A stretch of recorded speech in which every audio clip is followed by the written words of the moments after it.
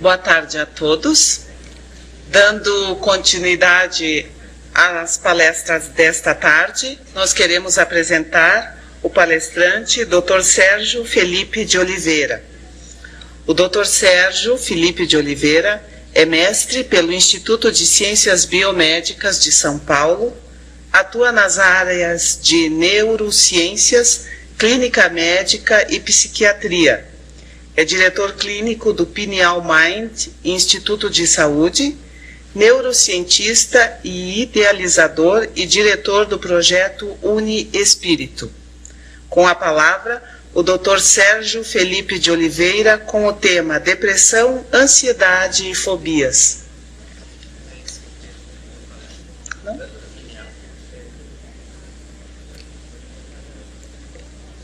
Retificando, é a glândula pineal, novos conceitos e avanço nas pesquisas.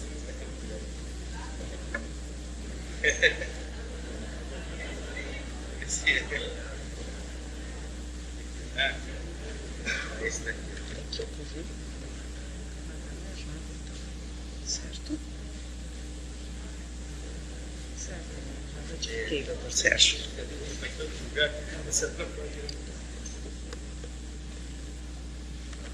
Deixa eu ler o senhor. Obrigado. Boa tarde. Quero agradecer a oportunidade de estar aqui com vocês. Obrigado ao Dorival, toda a universidade aqui, pela possibilidade de estar falando. E eu vou expor para vocês alguns dados de minhas pesquisas. Uma parte dessas pesquisas eu fiz no Instituto de Ciências Biomédicas da USP e na Escola Politécnica da Universidade de São Paulo. A outra parte eu fiz no meu consultório e em conjunto com a Faculdade de Medicina da Universidade de São Paulo. Eu tive interesse de estudar a glândula pineal porque René Descartes, há 400 anos atrás, cerca de 400 anos atrás, disse que é o ponto onde a alma se liga ao corpo, assim como diziam os hindus. E eu achei curiosa a observação e pensei, o que será que tem nessa glândula pineal que poderia justificar essa questão, não é? Essa é a história oficial, viu, Dorival? Mas eu vou contar a história verdadeira. Vou seguir o conselho da Lucy e vou falar.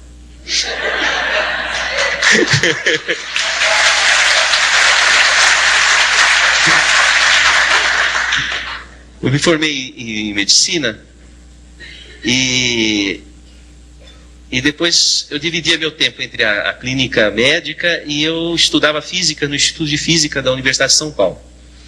Por 4 anos fiquei no departamento de Física Matemática, trabalhando teorias de campo de DNA. E nesse meio tempo eu ministrei algumas aulas na Faculdade de Medicina. Uma delas foi no Instituto do Coração, sobre genética em cardiologia, porque eu estudava DNA e, portanto, tinha uma boa formação nessa área de genética. E eu me recordo uma vez que, dando uma aula sobre genética do coração, eu disse, esses genes não vão funcionar se não tiver um espírito que induza o funcionamento deles.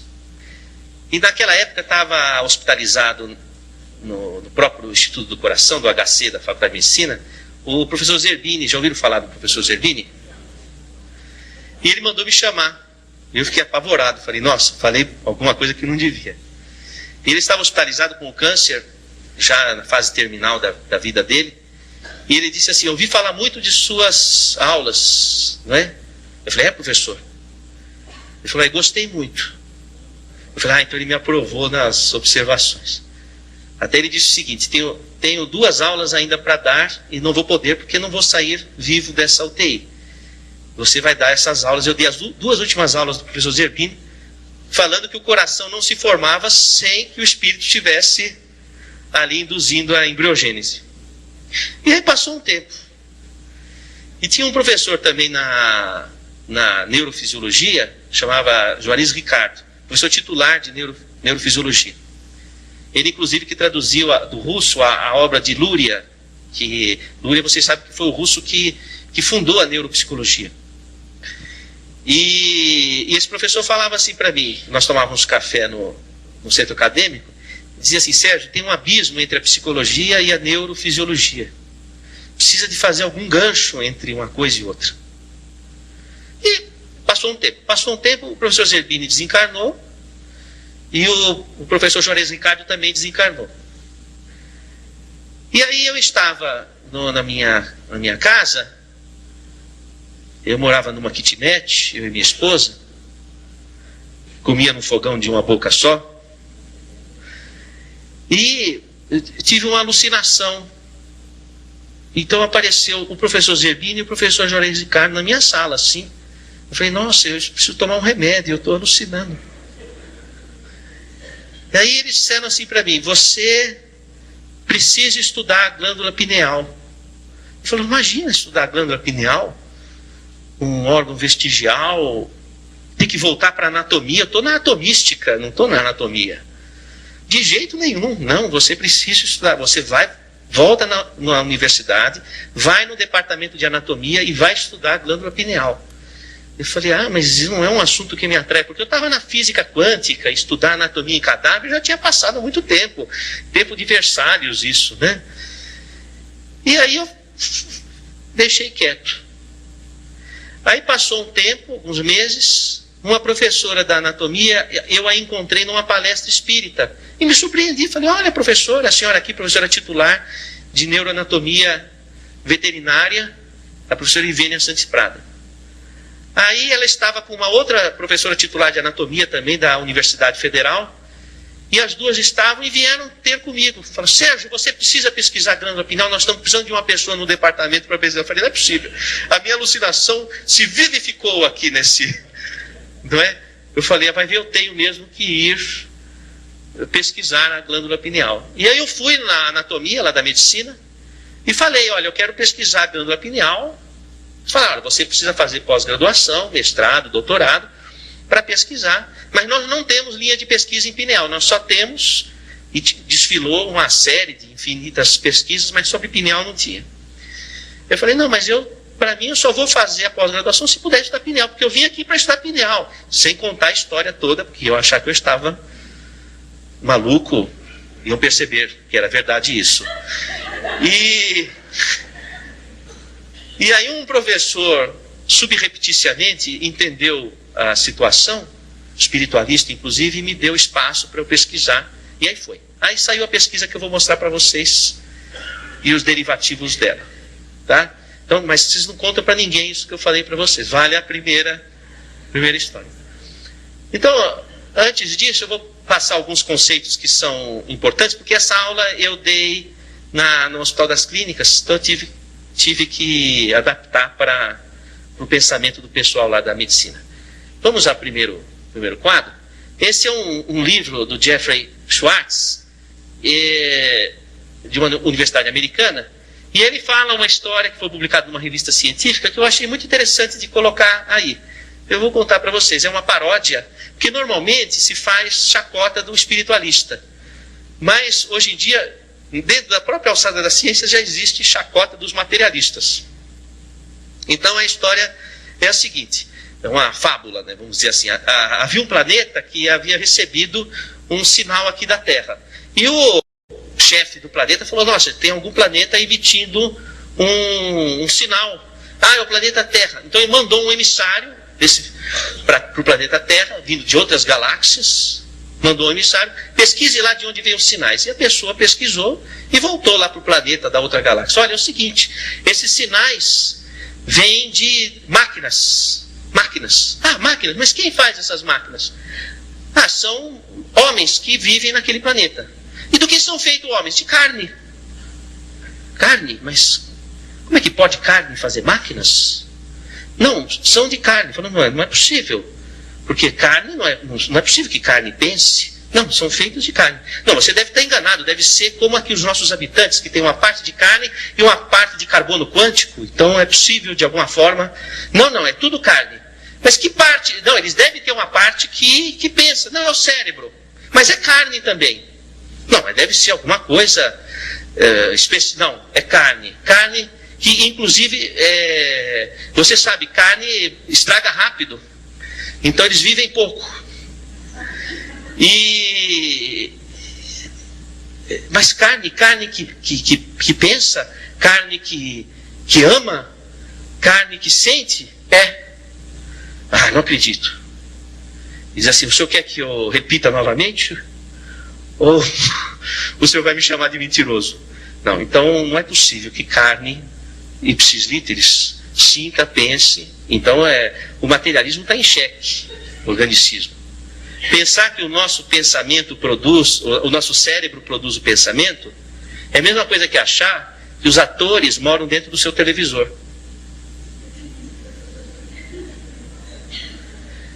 Então, sabe o que os cientistas têm feito? Bom, se lesa que era a área do cérebro, não tem mais aquele comportamento. Então, teu televisor quebrou um botão, já não tem mais a novela. Não existe mais a novela. Então, é um raciocínio muito primário. Hoje em dia, o cérebro tem sido comparado a um computador. De fato, é um computador. Mas não existe um computador que produza o próprio programa. O programa é produzido por um outro ser que se chama programador, que instala o programa no computador. Então, o pensamento, a imaginação, elas não podem nascer de dentro do cérebro. Elas têm que vir de fora do cérebro e ser instalado no cérebro, por lógica formal do raciocínio informático. O Roger Penrose, da Universidade de Oxford, ele vai dizer que o ser humano é um ser biológico, psicológico e espiritual, justamente baseado no teorema de Gödel. Um sistema não é capaz de ostentar autoconsciência, quer dizer, o seu corpo não pode ter autoconsciência, a consciência do seu corpo tem que vir de fora dele. Por uma impossibilidade matemática, o seu corpo não pode produzir a própria consciência. Então a consciência tem que vir de fora. Como diz Machado de Assis, em Memórias Póstumas de Brás Cubas, a mente se debruça sobre o trapézio do cérebro.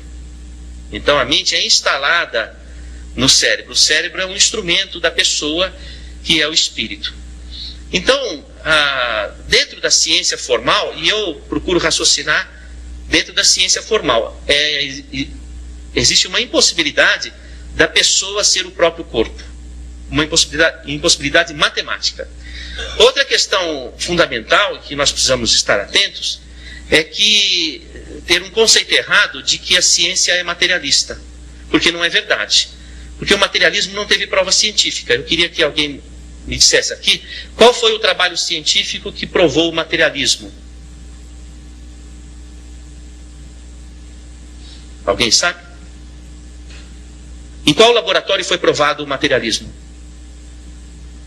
Olha, eu já fiz essa pergunta, estou fazendo aqui na Universidade de Caxias do Sul. Eu já fiz na Universidade de São Paulo, foi o mesmo silêncio. Eu já fiz na maior parte das universidades brasileiras, foi silêncio. Fiz na Universidade de Miami, foi silêncio. Fiz na Universidade de Quebec, silêncio. Fiz na Universidade de Lisboa, silêncio. Fiz na Universidade de Londres, silêncio. Fiz na Universidade de Paris, silêncio. Até agora ninguém me respondeu, eu não encontrei. Também fiz uma pesquisa na internet. Não tem um trabalho científico que tenha provado que o materialismo seja realidade existencial. Então o materialismo não teve prova científica. Quando um cientista coloca uma visão materialista, é a opinião pessoal dele, não a opinião da ciência. Isso precisa ficar bem claro. Da mesma forma, um médico. Se o médico se diz materialista, é a opinião pessoal dele, não é a opinião da medicina. Porque a espiritualidade é um campo aberto à pesquisa científica. E a ciência não fechou a sua compreensão sobre esse assunto. Assim também, nós poderíamos raciocinar do ponto de vista da própria física. Como o Roger perguntou assim, vocês estão me vendo, ou estão vendo aqui essa mesa? Estão vendo o Dorival? Vocês estão vendo o Dorival aqui? Não estão. Vocês estão vendo a luz refletida no Dorival. Se a luz estivesse apagada, ninguém veria o Dorival. Porque a matéria é invisível. Então, vocês não estão vendo essas cadeiras, vocês estão vendo a luz refletida na cadeira, a matéria é invisível. Da mesma forma, do que é feita a matéria porque você aprendeu na escola? Do que é feita a matéria? Sou todo ouvidos. Hã? Átomos. Isso. O que tem na superfície do átomo? Elétrons. Isso, elétrons. O que acontece quando você aproxima um elétron do outro? Hã? Se repelem. Por que se repelem? Porque tem mesma carga. Dois ímãs de mesma carga se repelem, não é assim? Tá. Então, quando você toca a matéria, na verdade, o que você sente como impressão tátil não é o toque, mas é a força de repulsão eletrostática entre os elétrons. Então, existem elétrons nesse chão aqui, uma camada de elétrons. E eu estou pisando sobre essa camada, flutuando sobre essa camada, porque os meus pés também são de elétrons na superfície. Então há uma repulsão eletrostática. Se fosse possível tocar a matéria, haveria fusão atômica. Seria um aperto de mão, uma explosão, um abraço, uma explosão. Acabava o mundo. Às vezes acaba, um abraço pode acabar o mundo, mas...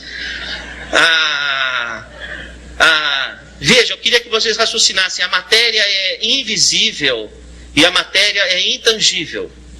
Então o materialista acredita no que ele não toca e naquilo que ele não vê. Precisa ter muita fé para se tornar um materialista. Oi, filha. O que é que você está perguntando? A escuridão é o medo. O medo é a escuridão. Não é? Então, a questão é que falar de espiritualidade numa universidade é, sobretudo, trazer à ciência a lucidez e a honestidade.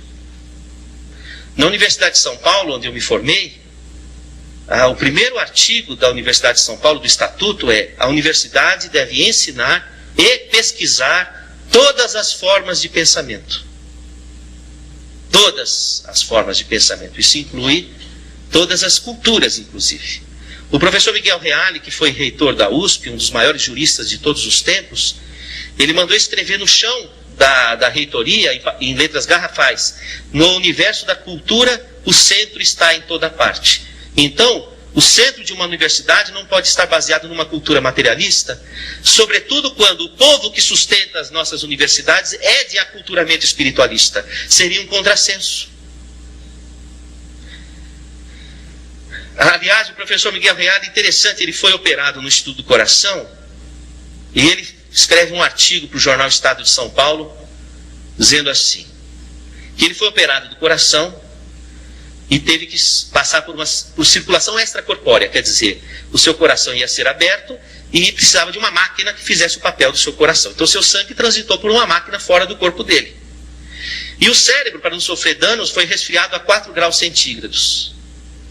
E ele relata tudo o que foi falado na cirurgia e que é confirmado por todo o staff.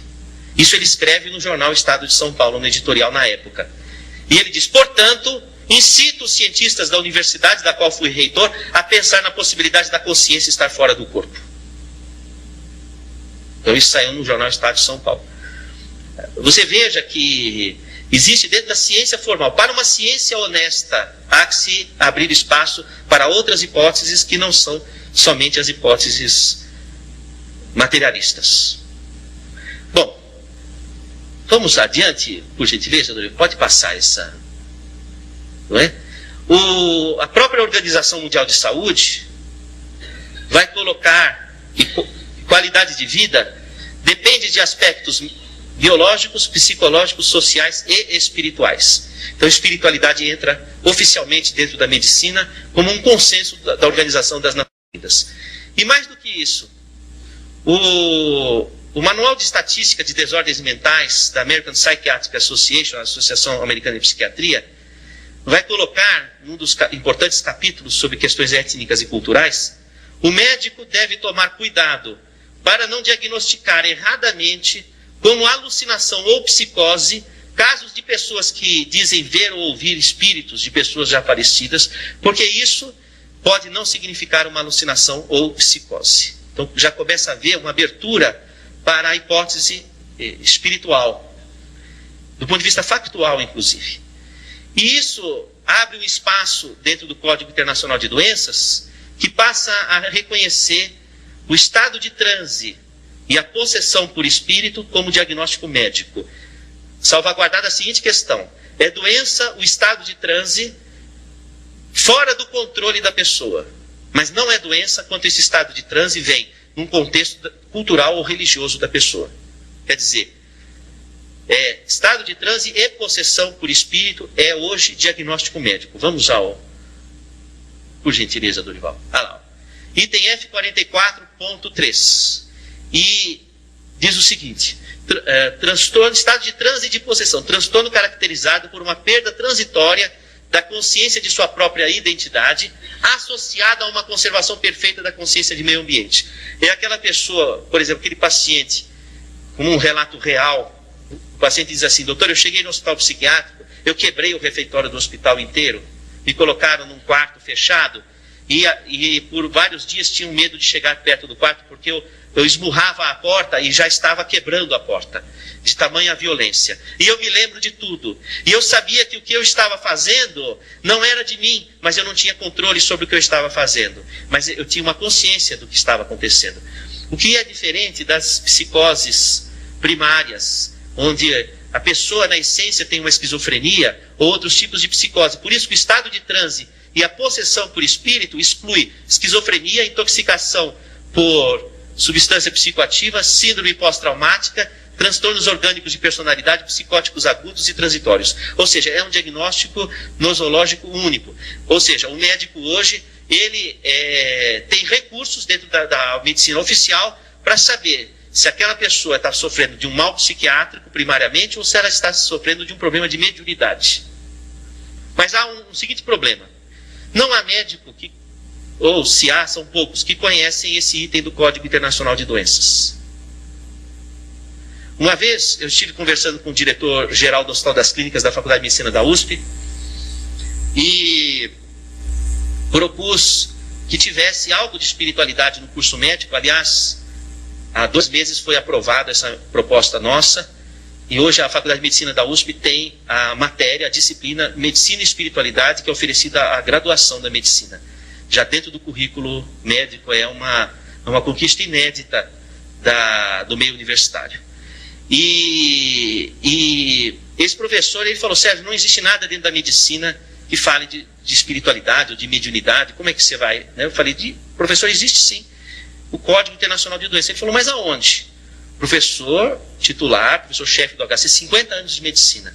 Mandou a secretária buscar o Código Internacional de Doenças. Eu falei: abre no F44.3, professor. Ele abriu, ficou 10 minutos olhando, paralisado. Falou: puxa, é mesmo? Como é que eu não tinha visto? Não é? Eu queria perguntar aos colegas, honestamente, tem médicos aqui? Eu não estaria surpreso se você não conhecesse esse item do... Não conhecia, né? Não conhece. É? Não, eu não descobri, eu abri o livro para estudar.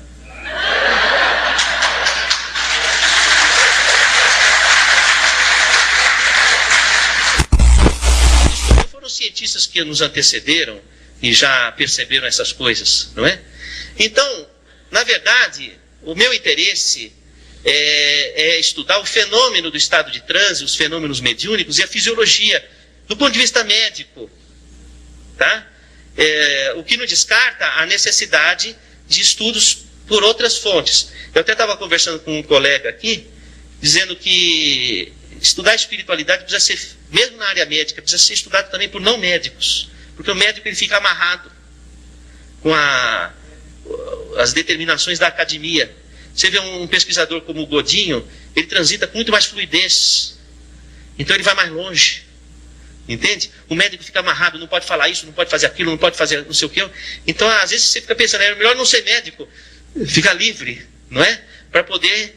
Então, precisa de haver pesquisadores não médicos para poder ir um pouco na frente e depois o médico vai tentando encontrar os parâmetros com clareza, incorporando a oficialidade da medicina. Vamos, por gentileza, ao próximo. Esse é o DSM-4 que eu falei que tinha pronto, apresento-vos a glândula pineal, você tem uma dessa no meio da sua cabeça.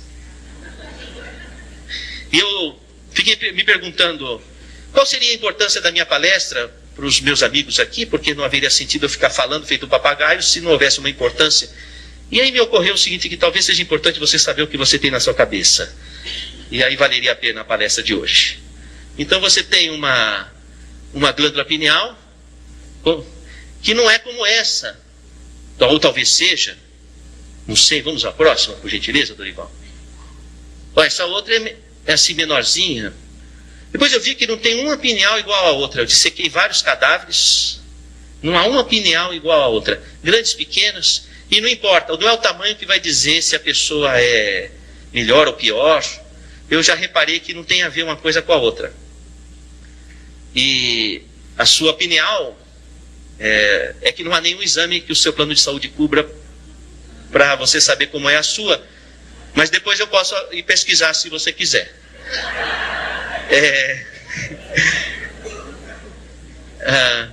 O próximo, por gentileza. Sim, aí que eu fiz? Eu peguei uma pineal, cortei no meio e pus no microscópio eletrônico. Então eu fui lá no mesmo instituto de física que eu trabalhava, aliás na engenharia, e cortei do meio e vi que tinha essas estruturas como se fosse crocante na glândula. Falei, mas que interessante. Vamos ver o que é. Aliás, se tivesse menos luminosidade, ficaria mais visível. Tem alguém me ouvindo, será? Ótimo. Aí podia voltar então para...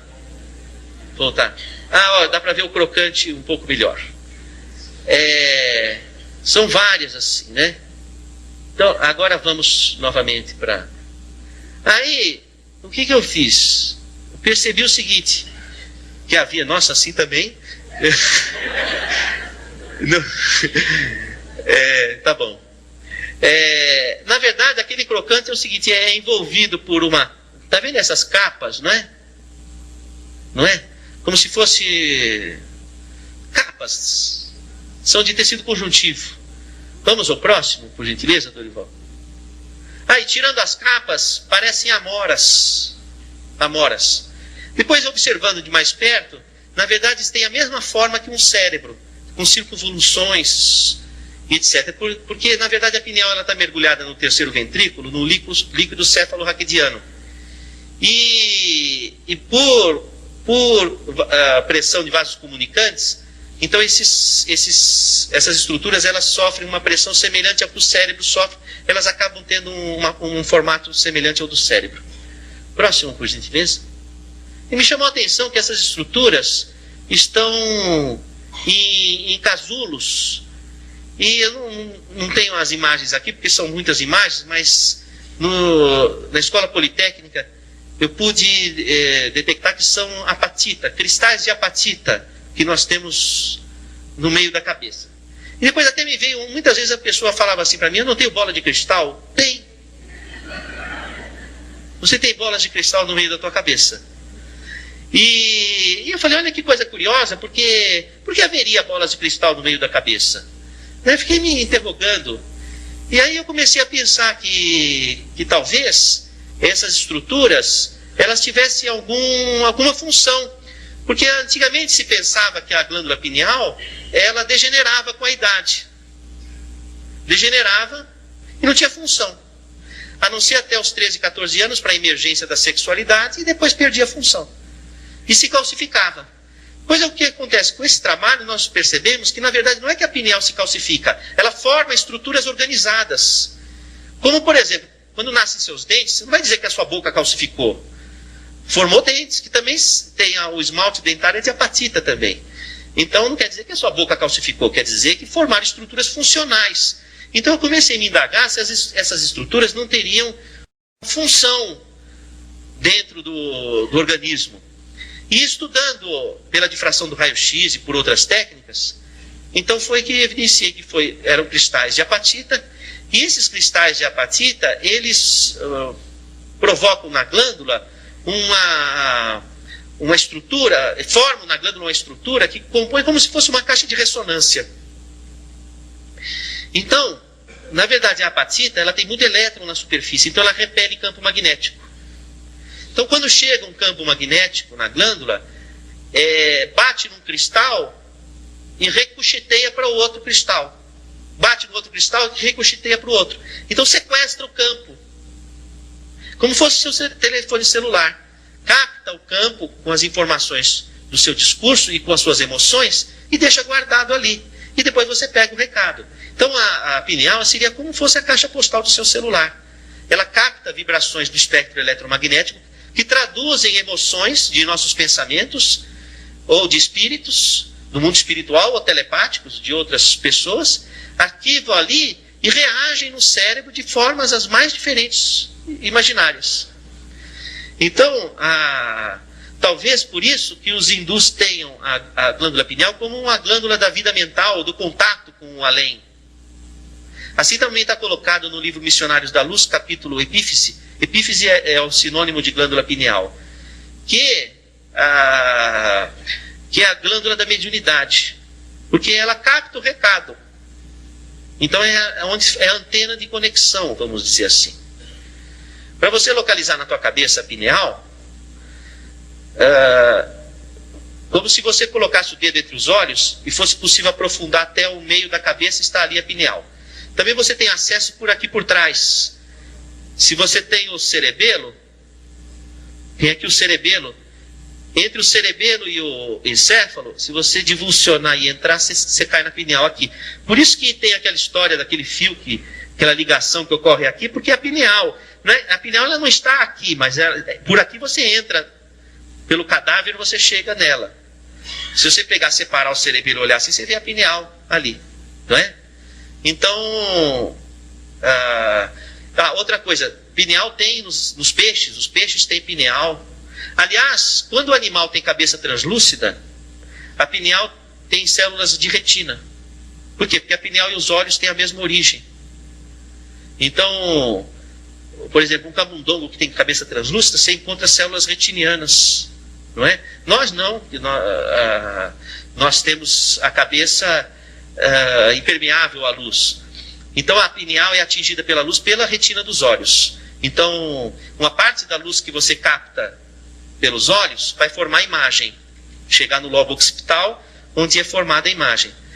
Mas outra parte da luz que você capta não vai formar imagem, são os efeitos não visuais da luz, que vão regular os ritmos do nosso organismo. Porque o nosso organismo precisa saber que horas que produz hormônio de crescimento, o cortisol, que horas que produz cada hormônio, o ritmo, tudo é coordenado pela pineal. Isso é sabido na medicina. Inclusive, existem hormônios que são regidos sabidamente pela lua. Isso é a medicina alopática que fala. Então, por exemplo, como é que toda a gravidez de uma mulher, em média, tem 9 meses? Uma gravidez saudável, 9 meses. Que é exatamente um ano da lua. Como é que o organismo acompanha a lua assim, desse jeito? Porque a pineal capta emissões da lua e traduz em toda a hormonologia que é regida pela lua. É chamado Zeitberger lunar, que regula os hormônios reprodutivos e sexuais. Não é? Quer dizer, ninguém vira lobisomem à luz do sol. Vira o luar. Também vai o quê? Cantar uma serenata, não é? Ao luar. Por quê? Porque os hormônios sexuais, eles são regidos pela lua. O ciclo de vigília e sono, o Zeitberger é o sol. Então entra o olho, capta a luz e avisa o organismo que está de dia ou está de noite. Quando está de noite, aumenta a produção de hormônio pela pineal. Quando aumenta a produção de hormônio da pineal, induz o transe de desdobramento. Porque você vai dormir, você tem que desdobrar, porque você não vai ficar ali.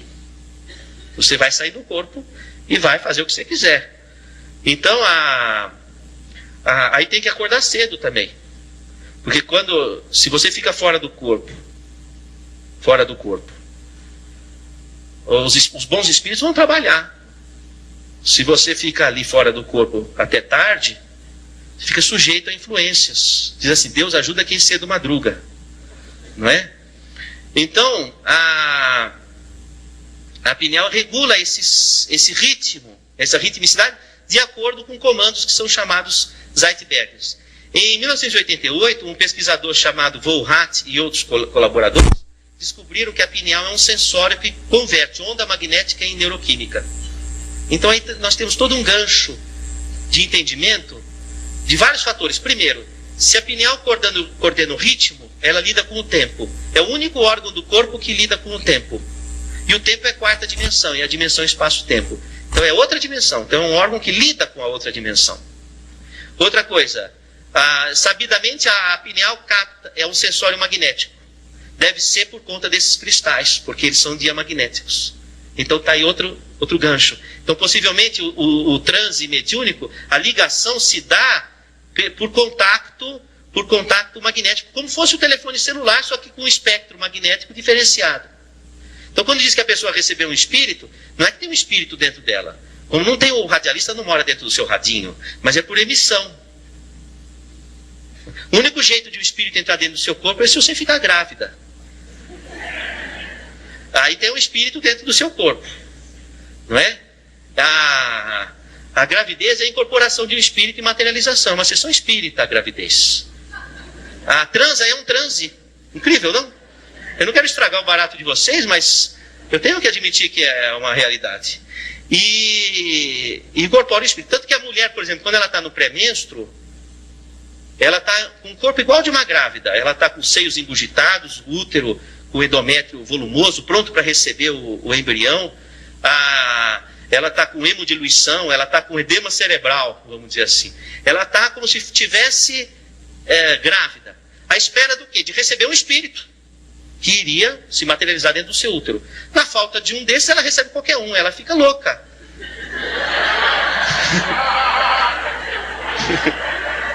Então, o pré-menstruo, a mulher está em sessão. Se ela souber fazer uma boa sintonia, ela domina o mundo. Porque você não precisa só receber maus espíritos, você pode receber um bom espírito. Porque se você está irritada tendo sintomas, você está recebendo maus espíritos. Agora, se você pode aproveitar, entrar naquele segundo modelo da Lucy, receber bons espíritos e dominar o mundo. Já imaginou? É como Jesus ensina Joana, a esposa de Cusa, porque a Joana não aguentava mais o marido dela, que era um corrupto, mancomunava acordos com os fariseus, com os hebreus, com os romanos, e enfim, é corrupto. E coisa que não se conhece no nosso país. E isso é coisa de antigamente, há 2000 anos. Então, ele era durão em casa e uma pessoa intratável. E ela via Jesus falar de justiça social e falou, puxa, bem diferente do meu marido. E ela foi conversar com Jesus. E Jesus estava na casa de Pedro, ela bate na porta, né? Por favor, queria falar com Jesus. Jesus levanta da rede, põe o chinelo, ajeita as madeixas. Fala, pois não, Joana, né? E ela fala, o que eu faço com meu marido? Não é? Porque ele é uma peste dentro de casa, um problema sério e tal. Ela diz o seguinte, olha, na hora da crise, silencia. Para que você possa se inspirar. E aí você saberá dizer o verbo doce ou enérgico, conforme a circunstância.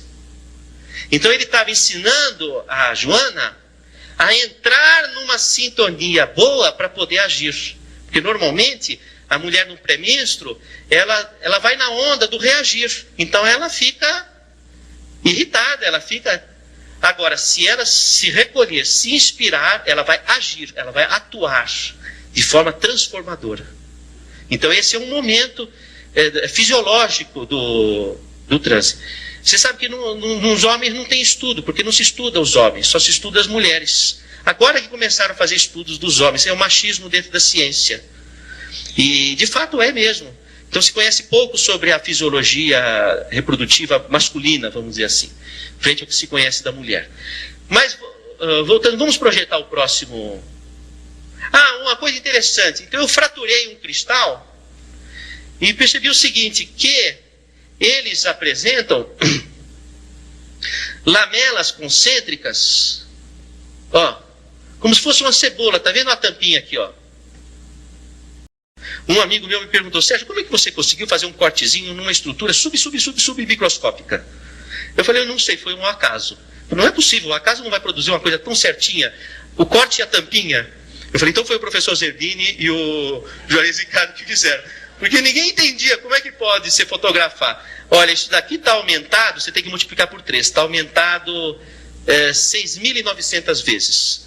Então é muito pequeno. Então não é impossível fazer um cortezinho e a tampinha ficar do lado ali para mostrar que foi feito um corte, né? E aconteceu esse milagre, vamos dizer, para demonstrar Vamos ao próximo, Dorival, por gentileza. Aqui eu fiz um raio-x de um cristal. Tá vendo? Ele apresenta lamelas, tá? Não parece um tronco de árvore cortado? Porque ocorre o seguinte, toda estrutura que é regida pelo Sol, o que acontece é o seguinte, ele tem esse tipo de padrão. Lamelas, por exemplo, a idade de uma árvore não se sabe pelos gomos, nos anéis do peixe também, não é assim? Então aqui também você sabe a idade da pessoa pelos gomos, por esses anéis, eu quero dizer, como disse o colega. Então, e é até interessante que essas fraturas aqui não é parecido com fratura de tronco de árvore, e é natural mesmo, é como se fosse mesmo uma... Vamos ao próximo, por gentileza, Dorival. Aqui já é uma pessoa, quer dizer, a pessoa já estava no mundo espiritual, eu tirei isso depois que a pessoa morreu. E não morreu por causa disso, morreu por outras causas. Essa daqui era um corpo de uma pessoa de 80 anos. Não é diferente o cristal? Ele tem muitas lamelas finas e que se acavalam, porque tem tantas, já tem 80 anos, são muitas lamelas e finas, e se acavalam. Então, na verdade, eu percebi o seguinte, que não é... a pineal de uma pessoa jovem pode estar cheio de cristais de apatita. Não é a quantidade de cristais, ou seja, não é o padrão de biomineralização ou de calcificação que indica a idade. Porque antigamente se pensava, fica velha, a pineal calcifica. Não é assim, não. Pessoa jovem, muito jovem aqui, está cheio de cristais na pineal, então ela parece calcificada, entre aspas, vamos chamar de biomineralização, porque é uma estrutura funcional, e são pessoas jovens. Então, na verdade, o que indica a idade é como é o cristal, quantas lamelas ele tem, indica a idade da pessoa. Vamos ao próximo, por gentileza. Aqui, há pessoas que não têm o cristal, os cristais visíveis à tomografia. Deve ter, mas não numa quantidade grande. Então, você vê essa tomografia aqui, a pineal está aqui no meio, e você não vê nenhum cristal. Concorda? Não dá para ver nada. Tá? E é interessante que eu reparei o seguinte, que a pessoa que não tem esses cristais visíveis à tomografia, deve ter, mas em pequena quantidade, não é visível à tomografia. São pessoas que entram facilmente em transe de desdobramento, saída fora do corpo. Normalmente uma pessoa entra em desdobramento a cada hora e meia. Então ela sai do corpo. Então, por exemplo, vocês agora, deve ter gente que está do corpo, alerta, gente que está assim meio para fora e gente que já foi embora. A cada hora e meia, cada pessoa está na sua hora e meia específica, não é? Então, tem pessoas que têm esse desdobramento muito acentuado. Quando a pessoa tem esse desdobramento muito acentuado, ela capta muito a psicosfera. Então ela sente o que a outra pessoa sente. Quando tem muita gente, ela fica meio afetada. E fica meio, não é? Porque tem muito desdobramento.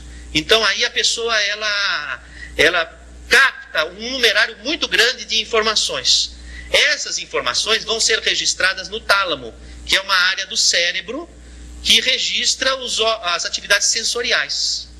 E a pessoa não percebe. Com muita coisa que você está captando, você não percebe. Por exemplo, eu faria uma pergunta para vocês. Quantos tipos de órgãos dos sentidos a medicina conhece no corpo humano? Quantos tipos? Sou todo ouvidos. Hã?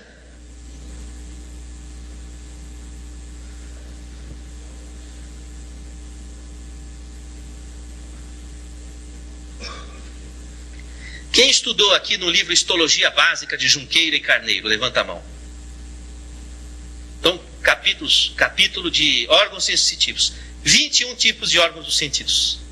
Conhecidos, fora o que está para ser pesquisado. Então existem, quem falou 5, existem pelo menos 16 órgãos dos sentidos funcionando e que são responsáveis por captar um numerário de informações que você não tem nem ideia, mas que são responsáveis pelo seu equilíbrio. Tá? Então tem um numerário de coisas que você capta e que você não tem nem ideia, mas estão reagindo no seu organismo. Quando a pessoa tem esses estados de desdobramento, ela tem uma reatividade muito maior. Ela fica muito mais captante. E depois, se ela capta o que o outro sente, se ela capta a ambiência, fica difícil ela se perceber o que é meu sentimento e o que é um sentimento que eu captei. Então são pessoas muitas vezes confusas no que diz respeito à sua identidade. E mais do que isso, quando se percebe com muita profundidade e normalmente remói coisas que já não são mais coisas para serem remoídas. Então são pessoas muito autocríticas. Então aí começa uma sucessão de patologias, porque se ela percebe tanto, ela gasta muito neurotransmissor, certo? Gasta muito transmissor, então no começo ela fica ansiosa, fica fóbica, depois ela deprime. Dá um shutdown, porque consome os neurotransmissores, tamanha sensibilidade. Então aí ela vai para o consultório dizendo que ela tem uma ansiedade e tem uma depressão. Então essa paciente aqui, o que aconteceu? Foi dado lá, isso aqui é um relato, eu fiz questão de colocar o que ela me escreveu, literalmente, ela me mandou pelo computador uma folha: doutor, esses são os remédios que eu tomei. Fluoxetina e Prozac é a mesma coisa, que é Effexor, Venlafaxina, esse Rivotril aqui está escrito errado, mas, enfim, tem umas coisas que estão escritas erradas, mas dá para ter ideia. O Wellbutrin é outro antidepressivo, Ritalina, tomou lítio, tomou paroxetina, tomou sertralina, tomou Pamelor, tomou anafranil, tomou citalopram, triptanol, Cymbalta, Lamictal, Prozac. Sugestão: eletrochoque. Porque o médico já não sabia mais, e era um professor.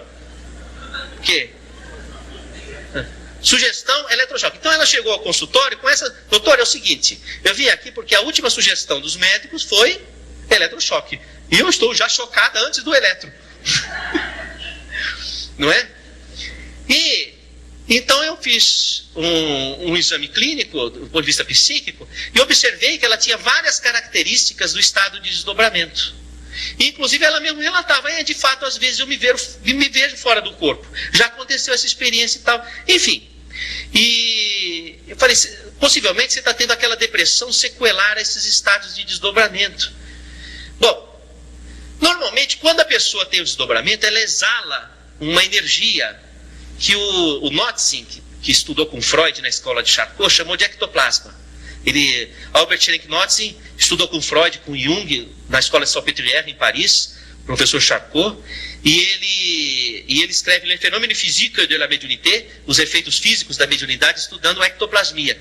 Quando a pessoa tem desdobramento, ela exala essa energia, e o exalar dessa energia torna a pessoa extremamente interativa, por isso que o desdobramento provoca essa interatividade, porque o ectoplasma é uma energia que serve para o pensamento como o ar serve para o som.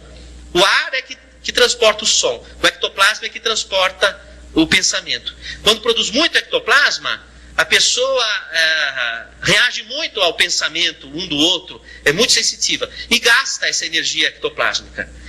Bom, o que acontece? Muitas vezes o organismo começa a reagir a esse excesso de ectoplasmia. Então ele começa a formar estruturas ectópicas, que é para onde vai a energia ectoplásmica no organismo. Então cistos, osteofitoses, tumores, ou a pessoa começa a sangrar para eliminar essa energia ou para contê-la em alguma estrutura. Às vezes a pessoa engorda, e não se justifica pelo que ela come, ela engorda, não é hipotiroidismo, não é isso, não é aquilo, mas como é que ela engorda? O outro come a mesma coisa e não engorda, não é? Porque precisa ir para algum lugar esse ectoplasma.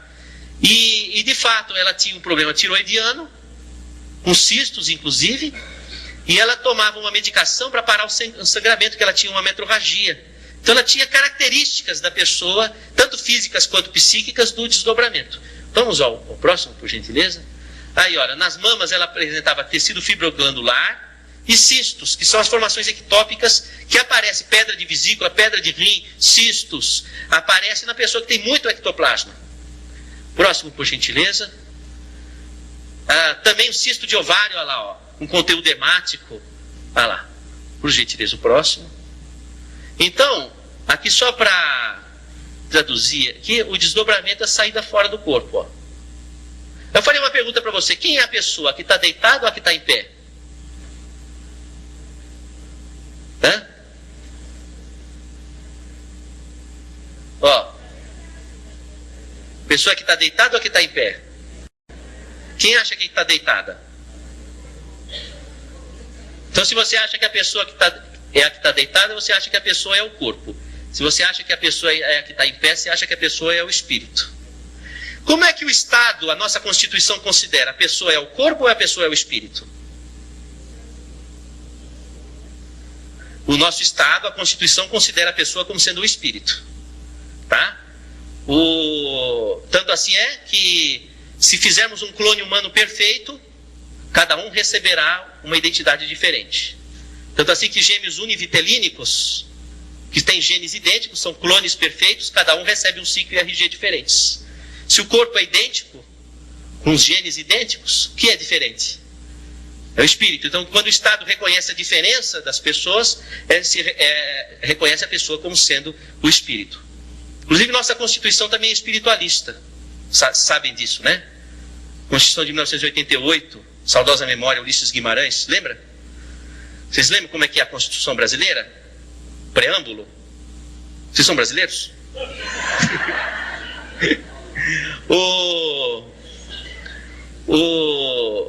Diz assim, na introdução: o Brasil deve pautar suas relações pela paz, diplomáticas pela paz, etc, etc, etc e tal. Portanto, em nome de Deus, promulgamos a seguinte Constituição. Quer dizer, não acreditar em Deus é anticonstitucional. Tá? Bom, então isso daqui é o estado de desdobramento. O Estado reconhece a pessoa como sendo o espírito. Não é? Vamos ao próximo. Oi, filha. Pois diga.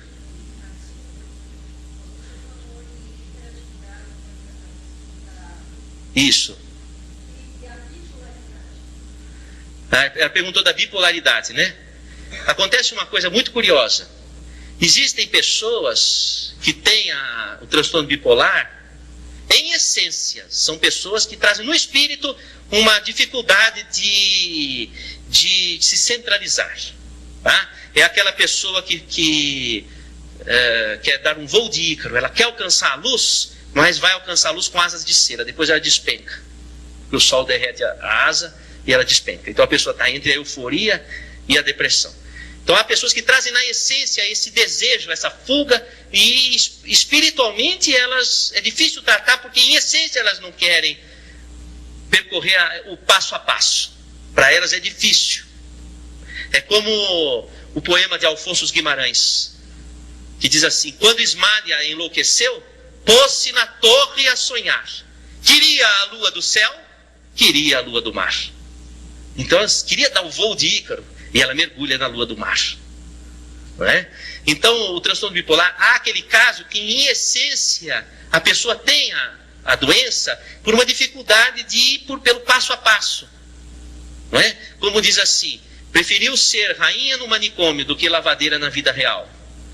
Então há essa dificuldade. Agora, há pessoas que apresentam uma mediunidade muito acentuada, que não foi trabalhada, e a pessoa, porque a mediunidade é como uma árvore, vai abrir uma copa para o além. Você sabe que a árvore é um ser astrofísico, ela depende dos astros, do sol, da lua, para poder se desenvolver. Então a copa se abre para o além, mas não abre uma copa se não tiver boa raiz. Então muitas vezes a pessoa, ela explode a mediunidade na adolescência, abre uma copa sem raiz. O que vai acontecer com essa pessoa? Ela não consegue sustentar a sua identidade, porque ela capta uma porção de identidades e não consegue sustentar a sua. O primeiro espírito que você precisa receber é você mesmo. Por isso que a Lucy o que a Lucy está fazendo? Porque não receber ela mesma. Já recebeu tanto espírito a vida toda? Agora está na hora de receber ela mesma. É formar a raiz. Então, a questão é, quando a pessoa ela vai abrir a copa pro além, ela precisa ter raiz, você precisa estar com a sua identidade bem firmada. A pessoa explode a mediunidade na adolescência, não é dado estrutura para a pessoa, naquilo que ela deve realizar, a missão dela, em todos os sentidos, dentro daquele contexto, para não acontecer de sofrer como a Lucy sofreu. Amar o próximo sem deixar de cantar a sua própria canção. Então tem que trabalhar dessa forma. Aí o que acontece? Não trabalhando dessa forma, a pessoa, ela caminha, e eu tenho percebido isso, ou vai para o transtorno bipolar, ou vai para a epilepsia. Então existem epilepsias e existem transtornos bipolares que existem casos que a pessoa não tem a doença em essência, mas são médiums sintomatas. E você precisa saber fazer esse discernimento, saber discernir quando é o transtorno bipolar, quando é efetivamente um problema mediúnico em essência. E o curioso é que a epilepsia e o transtorno bipolar, os dois usam a mesma medicação para tratamento. É curioso. E a medicação que é usada nos dois, da epilepsia e do transtorno bipolar, tira uma pessoa do transe. Porque se você tomar um LSD, você entra em transe. Se você tomar uma carbamazepina, você sai do transe. Porque aqui, a mediunidade é orgânica, é uma função de senso-percepção. Você pode facilitar ou abrir, usando química. Qual é o problema das drogas? O problema das drogas é que a mediunidade está presente na maior parte das pessoas, em escala acentuada. Isso não é trabalhado na nossa sociedade, a pessoa fica explodindo, ela vai para as drogas, vai para o álcool. Porque nós nascemos para transcender.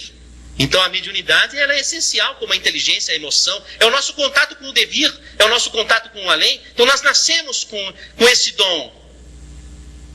Inclusive Santo Agostinho, ele que almejava a felicidade, ele dizia, a felicidade está quando a pessoa consegue cumprir as bem-aventuranças do Senhor na montanha. Bem-aventurados humildes, porque deles será o reino dos céus, e assim vai. As bem-aventuranças puros de coração, os mansos e pacíficos. Mas ele dizia, não é possível se cumprir as bem-aventuranças se não tivermos o dom espiritual, ou seja, a mediunidade, que é o que nos permite um contato com a espiritualidade de luz, local que ainda não estivemos, porque nós já estivemos nas sombras, mas não estivemos ainda na luz. Então como é que você vai ter o desejo de estar na luz, que é um lugar que você nunca experimentou?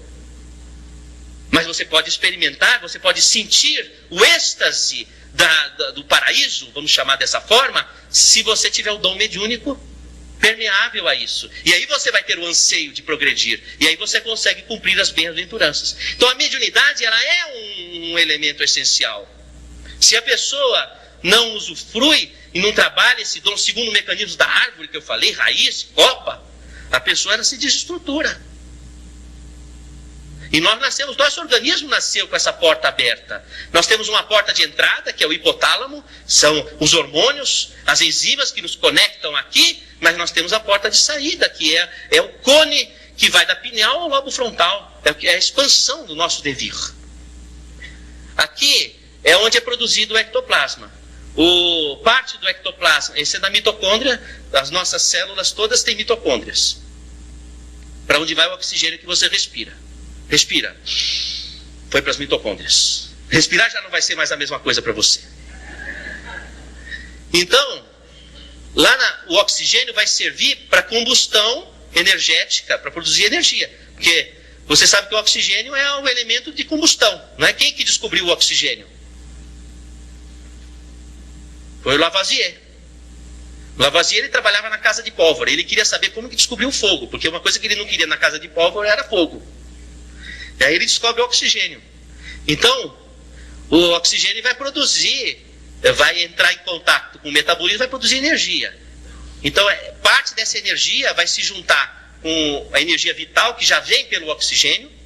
Porque quando a planta capta o oxigênio para fazer a fotossíntese, ela capta também a luz do sol. E a luz do sol vem com o prana, que é a energia vital. E a planta vai acoplar o oxigênio ao prana. Então quando você respira o oxigênio, você já respira com o prana. Então vem o prana aqui para dentro da mitocôndria e se junta com a produção calórica e forma o ectoplasma. Então o ectoplasma é um produto do prana, que é uma energia espiritual, e de uma energia metabólica biológica. Por isso que o ectoplasma ele é uma energia que permeia a comunicação entre o mundo espiritual e o mundo corporal, porque ele tem as duas fontes. Então ele permeia. Então aqui é que é produzido. E o interessante é que os cristais da pineal começam a ser formados a partir da mitocôndria. É a partir dali que começa a formar. Então tem até uma coincidência nesse sentido. Próximo, por gentileza. Aqui é o seguinte, fazendo uma tomografia funcional de um paciente em desdobramento, ele apresenta um aumento de circulação aqui na região da pineal e do tálamo. Ó, tá vendo? Ó? Veja, pineal faz parte do tálamo. Pineal é epitálamo, tá? Faz parte dessa região do tálamo. Então, essa região aqui está aumentada. Vamos ver o próximo? Ó que engraçado. Isso aqui foi feito lá no Hospital do Coração. Olha o que o radiologista vai escrever. Estudo tomográfico por emissão de pósitrons com SPECT sem evidência de anormalidades metabólicas significativas em tecido cortical. Tá tudo bem, ele não tem doença. Discreto aumento do metabolismo regional de glicose em tálamos. Aí ele pergunta, o que é isso? É variação do normal? Porque o que acontece? A pineal dele está ativada e ele fala, mas o que é isso? Porque não é doença, mas também não é normal. Porque ele não está entendendo. É a mediunidade da pessoa ativa. Fui claro nessa questão? Tá? Próximo, por gentileza. Esse daqui é um paciente meu também, mas que na época não tinha esse exame aqui no Brasil, nós fizemos nos Estados Unidos, o mesmo resultado. Tá? Aqui a região da pineal, ó, incrementada. E o interessante é que ela tinha fenômeno de clarividência, porque o occipital é que está aberto, mas o frontal não está. O lobo frontal, ela não tem crítica do que está acontecendo. Então é uma mediunidade sem consciência. Tá? Próximo, por gentileza. Aqui, vocês veem os cristais aqui, ó. Tá vendo o pontinho branco? Já é uma moça que tem os cristais em grande quantidade. Normalmente, quando aparecem esses cristais, a pessoa tem mediunidade de incorporação, porque os cristais atraem a onda magnética, né? Que nem os telefones celular. Então aí é a incorporação. E o curioso é o seguinte: no fenômeno de incorporação, a pessoa ela tem aumento de fluxo sanguíneo na cabeça e pode ter dor de cabeça. Curioso que o Jung, o psiquiatra suíço, ele no primeiro volume, segundo capítulo de Obras Completas, ele fala que a médium entrava em transe e depois sentia fortes dores de cabeça. E ele examina o coração e o pulso para tentar entender o que estava acontecendo. Olha, veja que curioso. Doppler transcraniano, aumento de velocidade de fluxo acompanhado de índices de pulsatilidade normais e sistema carotídeo bilateralmente. Em especial, aumento de velocidade da cerebral média bilateralmente. Circulação vértebro-basilar bilateralmente, sinais de elevação de velocidade como um todo, sem padrão segmentado, notadamente basilar distal, com índices normais de pulsabilidade. O sistema vértebro-basilar, que vai originar a artéria cerebral posterior, que irriga a pineal, está com um fluxo aumentado. Pois não.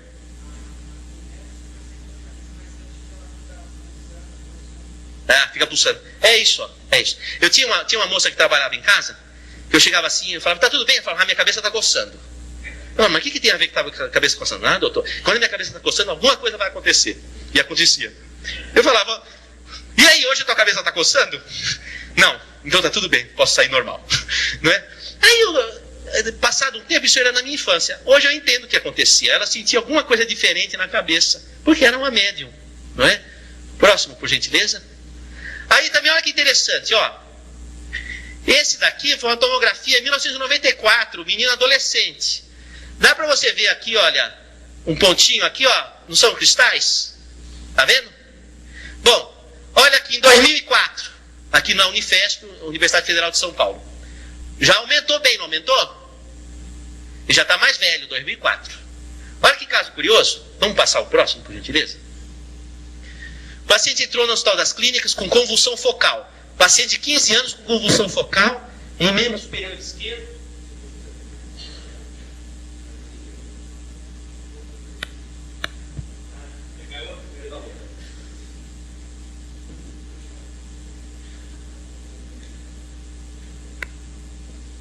Aí, frequentes há mais ou menos um mês. Cefaleia persistente, eu não falei para vocês? Ele não tem um cristal médio de incorporação?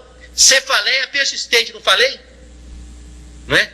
Há exceções. Pessoa que tem um cristal, mas sofreu cirurgia cardíaca, cirurgia cerebral, ou usou droga, usa álcool. Uma forma, mulher com perfil de mediunidade de desdobramento, fez aborto, fica com mediunidade de incorporação. Então, paciente de 15 anos com convulsão focal, membro superior esquerdo, frequente, uma cefaleia persistente. Eletroencefalograma, foco sharp lento, fronto temporal direito, que é característico do estado de transe, com alteração, lentificação de onda em lobo frontal. Crânio normal. Vamos ao próximo, por gentileza. Aqui é o seguinte. A doutora Mônica Haddad, minha colega de turma, é uma expert em neurologia, hoje é uma cientista renomada internacionalmente. Naquela época, olha, paciente acima, que é o mesmo paciente, o Conrado, eu falo o nome dele porque ele me permitiu e o caso dele já é público. Tá? Tá certo? Depois vocês vão entender por que o caso dele é público. Paciente acima teve quadro sugestivo de pré-síncope, que é a epilepsia, quase, né? Fenômeno miotônico a esclarecer. Já não estava entendendo. Ele tinha crises epiléticas, mas estava meio estranha essa crise dele. Não é? Por favor, faça um scanning desse paciente para ajudar no diagnóstico diferencial. Porque não estou entendendo o que está acontecendo. E ele está tomando remédio. Idantal, Tegretol, e vão tentando. não é? E aí esse paciente nos procurou, não é? E nós demos um encaminhamento para ele. Vamos ao próximo. O que era o caso? Olha lá, ó, a epilepsia dele, o que se tornou. Agora você imagina se não tivesse passado por um diagnóstico lúcido, que considerasse o estado de transe. Ia ser um epilético a vida toda. Não ia, não ia. Agora olha que maravilha. Uma mediunidade tão maravilhosa, saiu na revista o caso, porque um menino desse, com mediunidade de cura, manifestações fora de série, ajudou muita gente e ajuda muita gente, anonimamente, porque ele não tem interesse pessoal, não cobra nada, vocês nunca ouviram falar dele porque é anônimo, mas ajuda muita gente, né? Vamos ao próximo. E finalmente, hemos de considerar que a nossa anatomia corporal vai além do que os seus olhos podem ver, e a medicina vem descortinando todo esse jogo de energias que nos conecta com o além. Fica aí estas digressões para a nossa reflexão, para que nós possamos, como incentivo para o estudo, sobretudo para o melhor entendimento dos problemas que nós sofremos. Muito obrigado pela atenção.